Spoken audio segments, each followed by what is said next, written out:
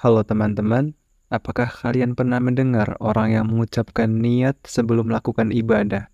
Misalnya sebelum sholat ataupun wudhu, mereka mengucapkan nawaitu, nawaitu dan sebagainya. Apakah ini benar-benar diperlukan? Apakah ini sesuai dengan sunnah Rasulullah SAW? Yuk kita cari tahu jawabannya di video kali ini.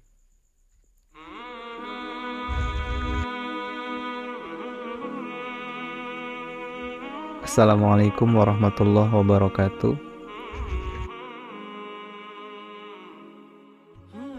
Mari kita mulai dengan pengertian niat. Niat adalah kehendak hati untuk melakukan suatu amalan. Niat tempatnya di hati dan tidak diucapkan. Jadi, niat itu bukan perkataan lisan, melainkan keputusan batin. Niat itu penting karena bisa membedakan antara ibadah dan adat. Misalnya, jika kita mandi untuk membersihkan diri dari kotoran atau debu, maka itu adalah adat.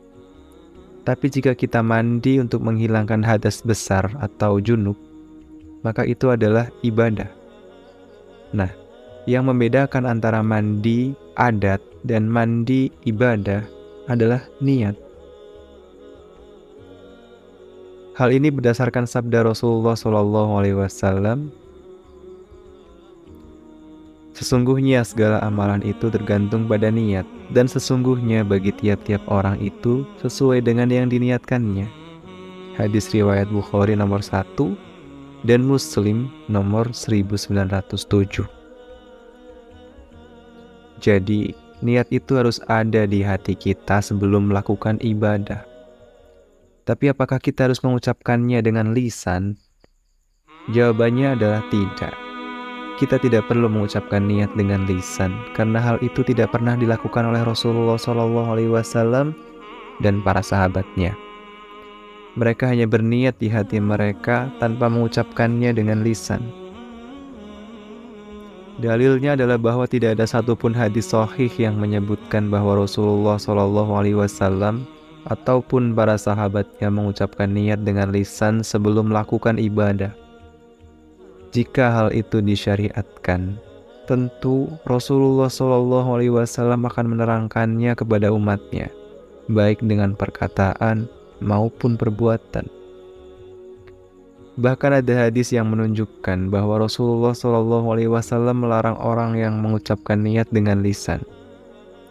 Hadis tersebut adalah sebagai berikut.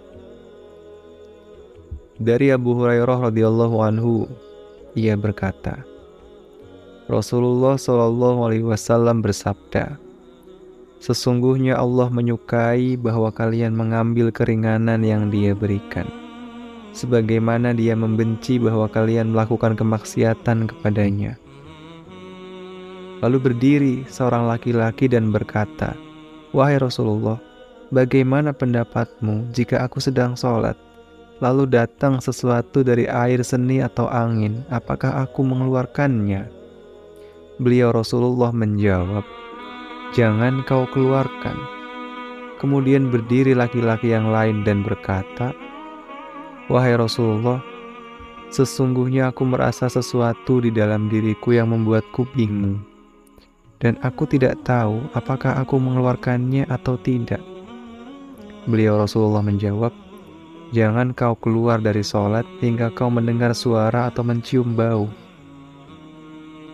Hadis riwayat Ahmad nomor 10.230 dan disahihkan oleh Syekh Al-Albani. Dalam hadis ini, Rasulullah SAW melarang orang yang meragukan keadaannya untuk keluar dari sholat hingga ia mendengar suara atau mencium bau. Ini menunjukkan bahwa ia tidak boleh mengucapkan niat untuk membatalkan sholatnya dengan lisan. Jika ia mengucapkan niat untuk membatalkan sholatnya dengan lisan, maka itu sama saja dengan berbicara dalam sholat, yang tentu saja membatalkan sholat. Jadi kesimpulannya adalah bahwa niat itu cukup di hati saja, tidak perlu diucapkan dengan lisan. Ini adalah pendapat yang kuat dari para ulama dan sesuai dengan sunnah Rasulullah SAW. Semoga kita bisa mengikuti sunnah beliau dengan baik dan benar.